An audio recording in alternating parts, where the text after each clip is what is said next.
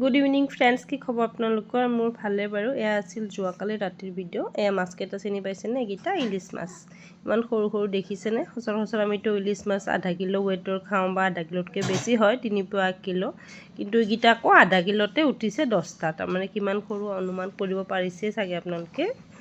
তাৰপিছত আৰু মাছকেইটা ধুনীয়াকৈ বাছি কাটি ল'লোঁ, আৰু মই টুকুৰা কৰা নাই যিহেতু সৰু চাইজৰ, এনেকৈ খাই ভাল লাগিব। গোটেই মাছকেইটা ভাজি ল'লোঁ।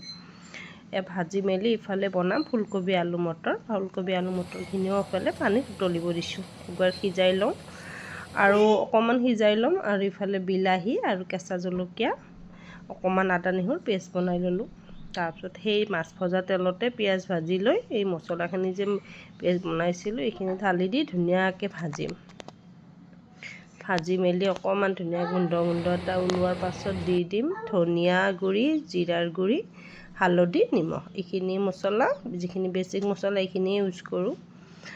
আৰু ধুনীয়াকৈ এইখিনি লৰাই পেষ্টটো ধুনীয়া এটা গ্ৰেভি নিচিনা হৈছে আৰু গোন্ধ এটা ধুনীয়া ওলাইছে। তাৰপিছত সিজাই থোৱা ফুলকবি মটৰ আলুখিনি দি আকৌ লাৰি 1 মিনিট 2 মিনিটৰ কাৰণে ঢাকোন এখন দিম। যিহেতু এইখিনি বইল হৈ আছে, পূৰা বইল কৰা নাছিলোঁ, 70% বইল কৰি লৈছোঁ। তাৰপিছত এইফালে গৰম পানী দি দিলোঁ জোখমতে। যিখিনি পানী লওঁ, মই অকণমান আঞ্জাখন জোল বনাম, সেয়ে অকণমান জুলীয়া কৰিছোঁ। তাৰপাছত তাতে আৰু ধুনীয়াকৈ উতল অহাৰ পাছত এয়া মাছকেইটা হিচাপত যেইটা খাওঁ আৰু আঞ্জাত, আৰু ভাজিও খাম যিহেতু, আঞ্জাত যিকেইটা লাগে সেইকেইটা দি দিলোঁ।